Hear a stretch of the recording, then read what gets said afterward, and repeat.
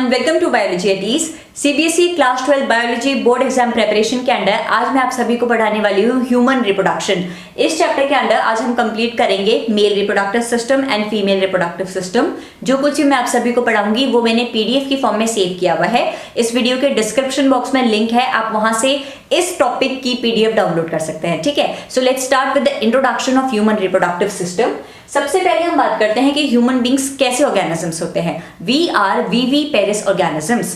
दो टाइप के ऑर्गेनिजम्स होते हैं, विविपेरस एंड ओविपेरस। वो सारे ऑर्गेनिजम्स जो कि एग ले करते हैं, जैसे कि बर्ड्स के केस में क्या होता है, वो एग्स ले करती हैं। जब वो अंडा फूटता है तो न्यूबॉर्न बेबी बाहर आता है। इन्हें कहते हैं ओविपेरस ऑर्गेनिजम्स। ओ से याद रखिएगा अंडा। तो वो सारे ऑर्गेनिजम्स जो कि एग ले करते हैं, they are known as oviparous organisms. लेकिन ह्यूमन के केसेस में क्या होता है, ह्यूमन के केस में कोई प्रेग्नेंट मदर जब डिलीवरी देती है तो वो एक बच्चे को जन्म देती है, ना कि किसी एग को। तो वो सारे ऑर्गेनिजम्स जिनमें human female give birth to young ones, such organisms are known as viviparous organisms. Clear हो गया। दो टाइप के ऑर्गेनिजम्स, ओविपेरस जो कि अंडा ले करते हैं and viviparous which give birth to young ones. तो we human beings are viviparous organisms, यानी कि human female give birth to young ones. अब हम बात करते हैं रिप्रोडक्टिव इवेंट्स की। जो रिप्रोडक्शन के फेजेस होते हैं, क्या डिफरेंट फेजेस होते हैं जिसकी वजह से एक न्यू बॉर्न बेबी पैदा होता है, इन इवेंट्स के बारे में हम जानते हैं। सबसे पहला इवेंट होता है गैमेटोजेनेसिस। याद रखिएगा, बायोलॉजी में अगर कोई भी टर्म जेनेसिस से एंड हो रहा है यानी कि उसका मतलब है फॉर्मेशन। तो गैमेटोजेनेसिस का मतलब होता है फॉर्मेशन ऑफ गैमेट्स। रिप्रोडक्शन की पहली स्टेज होती है formation of male and female gametes. हम लोग क्या है, हम सेक्सुअली रिप्रोड्यूसिंग ऑर्गेनिजम्स हैं। हम लोगों के केस में मेल गैमेट यानी कि स्पर्म्स प्रोड्यूस करता है, फीमेल गैमेट यानी कि एग प्रोड्यूस करती है। Gametogenesis refers to the formation of male and female gametes. Process of formation of gametes is known as gametogenesis. तो पहला स्टेप रिप्रोडक्शन का यही होता है, formation of male and female gametes, that is gametogenesis. उसके बाद होता है इंसेमिनेशन यानी कि transfer of male gametes that is sperms to female genital tract. Insemination क्या है, it is the process of transfer of sperms in female genital tract. उसके बाद आता है fertilisation, that is fusion of male and female gametes. जब egg sperm से fuse होगा तभी जाके आपका जाइगोट बनेगा। न्यूबॉर्न बेबी के बनने की पहली स्टेज तभी स्टार्ट होगी जब एग और ओवम फ्यूज होंगे, तो इसे कहते हैं फर्टिलाइजेशन। नेक्स्ट आता है इम्प्लांटेशन। फर्टिलाइजेशन से क्या होता है, जाइगोट फॉर्म होता है। ये जाइगोट फर्दर डेवलप होता है into a structure known as blastocyst. Blastocyst जब मदर की यूट्रस की वॉल में अटैच हो जाता है, that process is known as implantation के बाद आता है जेस्टेशन पीरियड। जो प्रेगनेंसी का ह्यूमंस में पीरियड होता है, कितने मंथ्स का होता है, 9 मंथ्स का होता है। कहते हैं ना प्रेगनेंसी कितने महीने की होती है, 9 महीने की होती है। दिस 9 महीने का phase is known as gestation. जरूरी नहीं है कि हर ऑर्गेनिज्म में प्रेगनेंसी की ड्यूरेशन 9 मंथ्स की हो। अगर हम हॉर्स का एग्जाम्पल ले तो हॉर्सेस के केस में 11 to 12 मंथ्स होता है आपका जेस्टेशन पीरियड। ह्यूमंस में कितना होता है, 9 मंथ्स का। This is known as gestation. और लास्ट में आता है parturition, that is the process by which baby is delivered by the human female. तो ये सारे इवेंट होते हैं आपके sexual reproduction in human beings में। एक बार दोबारा से जान लेते हैं। सबसे पहले क्या होता है, मेल और फीमेल गैमेट फॉर्म होते हैं। This process is known as gametogenesis. अब क्या होगा, जो मेल गैमेट है आपका स्पर्म, वो जाता है फीमेल गैमेट के जेनिटल ट्रैक्ट में। This is known as insemination. इसके बाद fusion of male and female gamete occur inside the body of female. This process is known as fertilization which leads to the formation of zygote.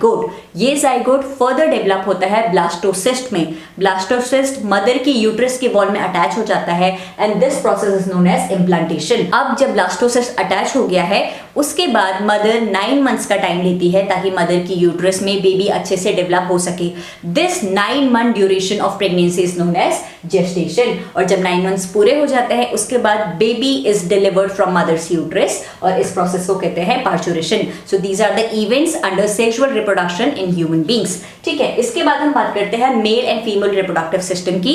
Mail और female reproductive system आपको long answer type question में भी पूछा जा सकता है। Direct 5 mark का आ जाएगा। Explain male reproductive reproductive system with the help of well label diagram, या फिर फीमेल रिप्रोडक्टिव सिस्टम भी पूछा जा सकता है। इनके बीच डिफरेंशिएट करने को भी आ सकता है कि मेल रिप्रोडक्शन और फीमेल रिप्रोडक्शन में डिफरेंशिएट करो, मेल रिप्रोडक्टिव सिस्टम और फीमेल रिप्रोडक्टिव सिस्टम के बीच डिफरेंशिएट करो, तो हर पॉइंट को हम कंसिडर करेंगे, ठीक है। So let's start with the parts of male reproductive system. सबसे पहले हम बात करते हैं लोकेशन की। जो मेल रिप्रोडक्टिव सिस्टम होता है वो आपके पेल्विस में लोकेटेड होता है। पेल्विस क्या होता है? पेल्विस बॉडी का रीजन होता है जो कि आपकी एब्डोमेन, आपके पेट और आपके थाइस के बीच का जो रीजन होता है that is known as pelvis. यानी कि सपोज अगर आपका ये स्टमक है और यहां से आपके लेग्स स्टार्ट हो रहे हैं तो this region is known as pelvic region. तो male reproductive system is located in the pelvic reason.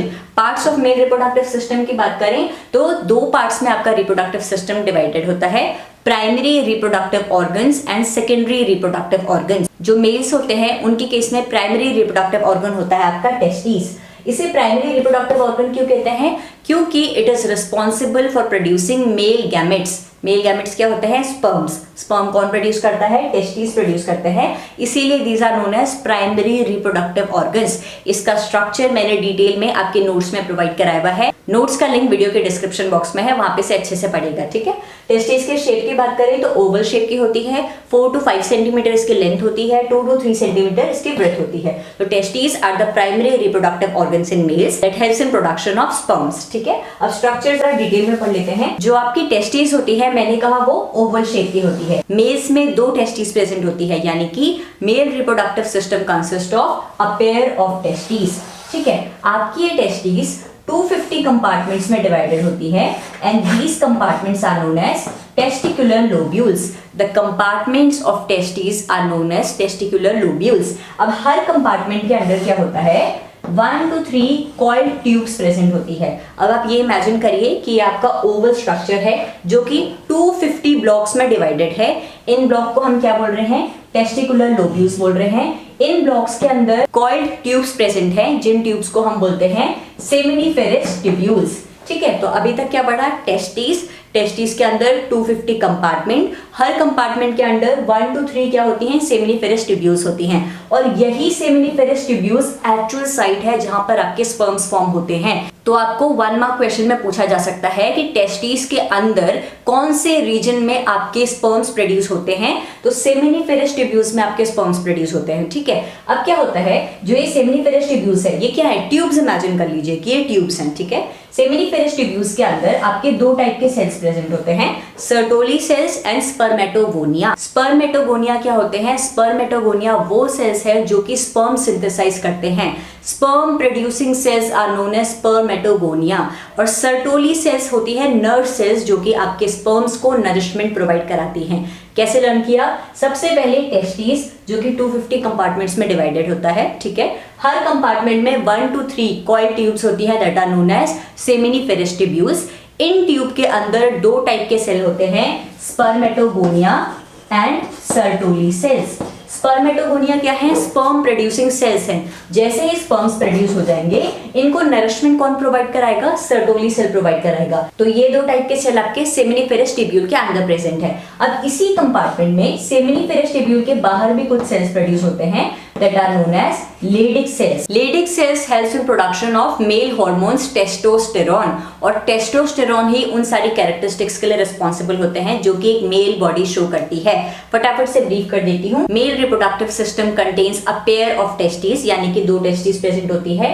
Her testis 250 compartments में डिवाइडेड होती है which are known as testicular lobule. हर कंपार्टमेंट के अंदर कॉइल्ड ट्यूब्स प्रेजेंट होती है that are known as seminiferous tubule.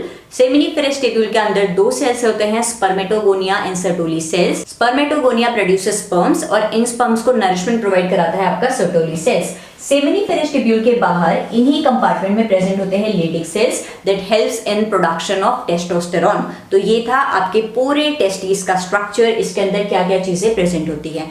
और टेस्टिस कहाँ प्रेजेंट होती है? टेस्टिस मेल बॉडी में आउटसाइड द एब्डोमेन प्रेजेंट होती है, बॉडी के बाहर एक पाउच में प्रेजेंट होती है। In a pouch of skin the testis are present and this pouch is known as scrotum.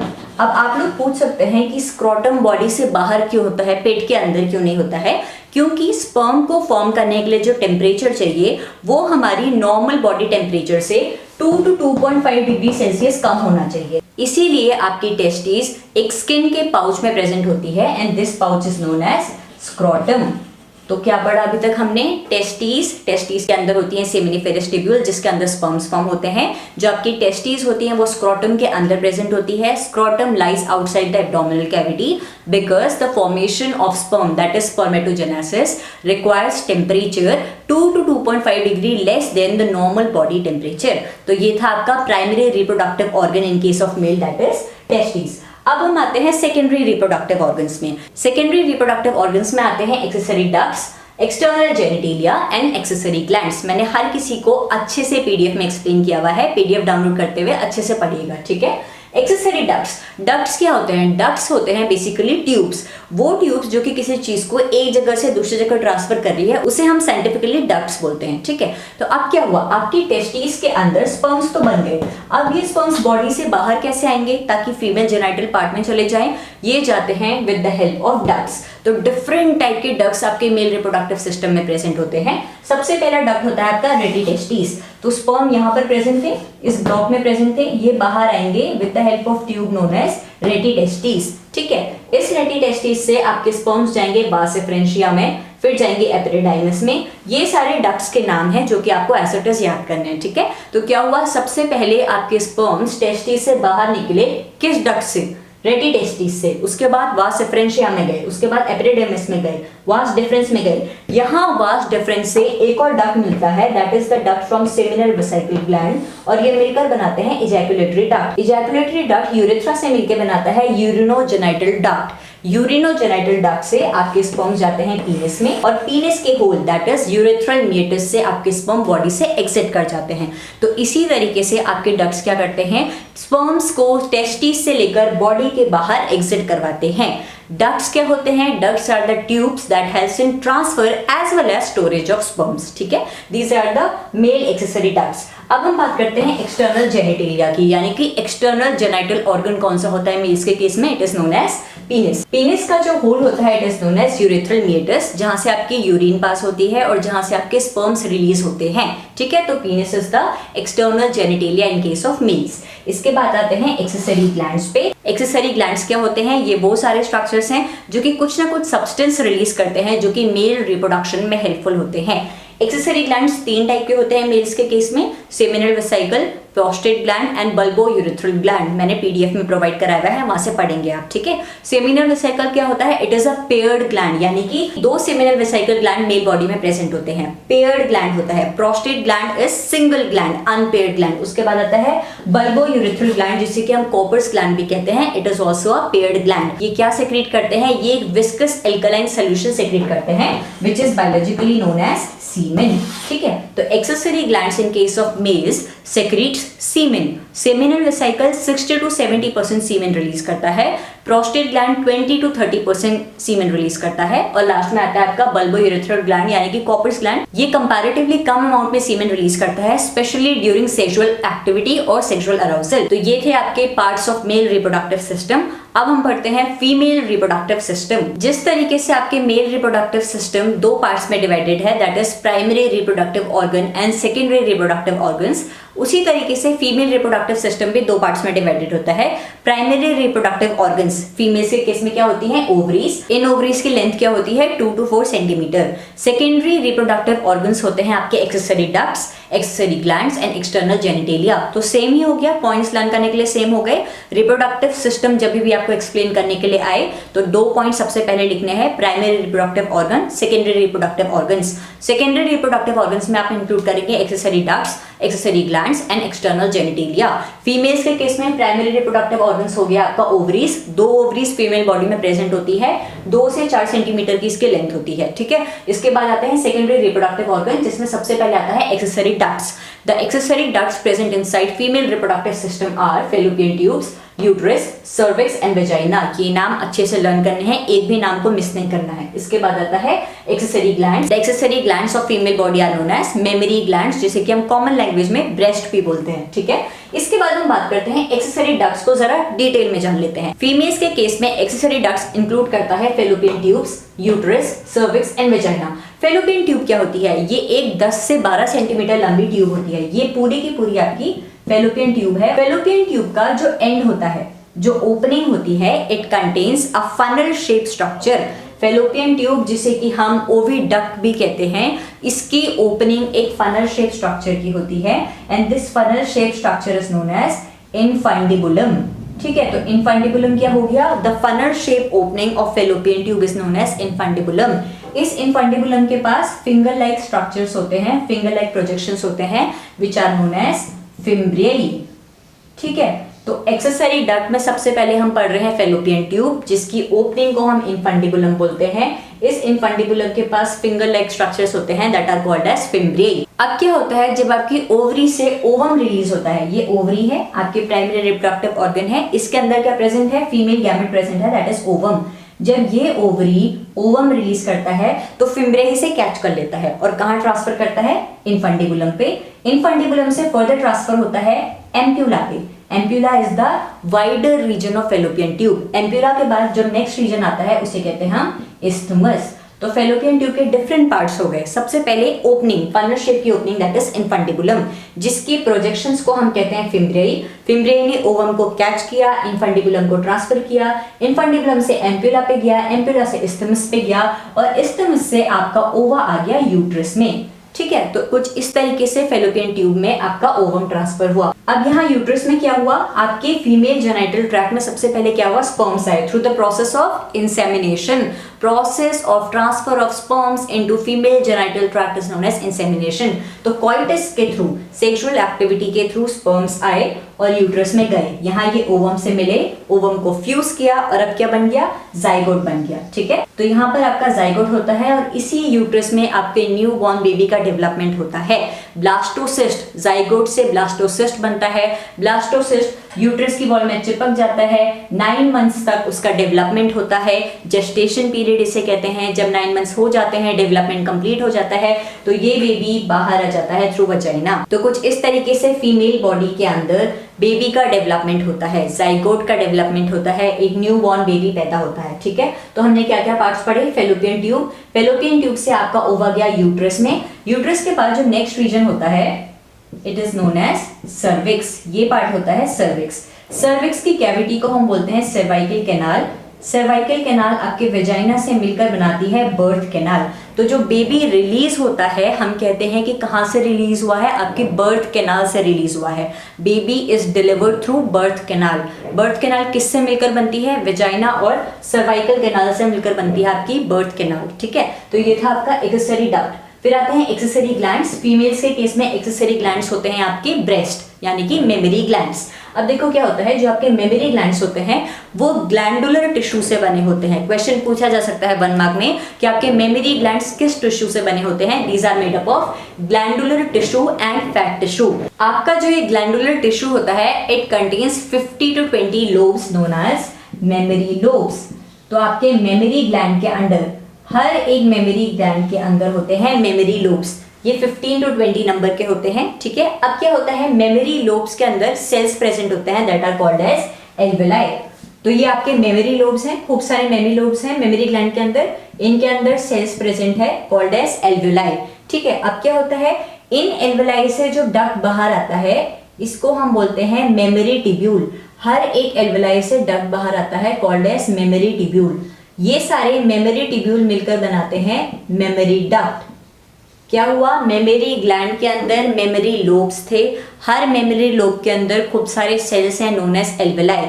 Alveoli ही वो एक्चुअल सेल्स है जहां पर मिल्क प्रोड्यूस होता है इनसाइड द ब्रेस्ट। ठीक है, एल्वेलाई से ट्यूब्स निकले, छोटे छोटे ट्यूब्स निकले that are known as mammary tubules. हर मेमरी टिब्यूल कंबाइन भी इन्होंने बनाया मेमरी डक्ट। तो इस लोब का ये मेमरी डक्ट है सिंगल, इस लोब का ये सिंगल मेमरी डक्ट, इस लोब का ये सिंगल मेमरी डक्ट। ठीक है, अब सारे मेमरी डक्ट कंबाइन होकर बनाते हैं एम्प्यूला। फिर एम्प्यूला एक और डक्ट से कंबाइन होता है कॉल्ड एज लेक्टिफेरस डक्ट और इसके थ्रू मिल्क सेक्रेट हो जाता है, मिल्क रिलीज हो जाता है फ्रॉम द मेमरी ग्लैंड्स। इसको फ्लो चार्ट की फॉर्म में बनाइएगा और तब जाके लर्न करिएगा। एक बार दोबारा से समराइज करती हूँ। मेमरी ग्लैंड, इन्हें ब्रेस्ट कहा जाता है। Mammary gland consist of 15 to 20 lobes known as mammary lobes. Mammary lobes के अंदर एल्वेलाई प्रेजेंट होते हैं which are actually the cells that are responsible for producing milk. हर एक एल्वेलाई से छोटी छोटी ट्यूब्स बाहर आती हैं जिन्हें कि हम मेमरी टिब्यूल्स कहते हैं। मेमरी टिब्यूल्स कंबाइन होकर बनाती है मेमरी डक्ट। हर लोब से मेमरी डक्ट्स बाहर निकलते हैं। Combination of mammary ducts is known as ampulla. Ampulla lactiferous duct, जो कि एक और डक्ट होता है आपके मेमरी ग्लैंड के अंडर प्रेजेंट, उस डक्ट से कंबाइन होता है और इस कॉम्बिनेशन से फिर आपका मिल्क सेक्रेट होता है। ये है accessory gland of female reproductive system. फिर आता है external genitalia. The external genitalia in case of females is known as vulva. इसके 5 पार्ट्स होते हैं, mons pubis, labia majora, labia minora, clitoris and hymen. हर एक पार्ट को मैंने अच्छे से एक्सप्लेन किया है। पीडीएफ का लिंक इस वीडियो के डिस्क्रिप्शन में है, वहां से डाउनलोड करिए और इन टॉपिक्स को पढ़िए। तो इस वीडियो के लिए इतना ही। इस वीडियो में हमने ह्यूमन रिप्रोडक्शन का इंट्रोडक्शन पढ़ा, साथ ही मेल और फीमेल रिप्रोडक्शन के बेसिक कैरेक्टरिस्टिक्स पढ़े, लोकेशन जानी। फीमेल रिप्रोडक्टिव सिस्टम भी आपका पेल्विक रीजन में होता है, ठीक है। इसके बाद आने वाले वीडियोस में हम गैमेटोजेनेसिस, इम्प्लांटेशन, जितने भी टॉपिक्स आपके एनसीईआरटी में हैं उन्हें कवर करेंगे। कोशिश करूंगी कि जितना हो सके ब्रीफली आपको टॉपिक्स एक्सप्लेन कर सकूं, भले ही इलेबोरेटेड फॉर्म में आपको पीडीएफ प्रोवाइड करा दूं, ठीक है। अगर आपको लगा कि मेरी ये वीडियो आपके लिए हेल्पफुल थी, मेरा समझाया हुआ अगर आपको पसंद आया, तो please hit the like button. आने वाले टॉपिक्स अगर आप मुझसे पढ़ना चाहते हैं तो stay tuned and subscribe to my channel for the upcoming videos. Thank you so much for watching this video.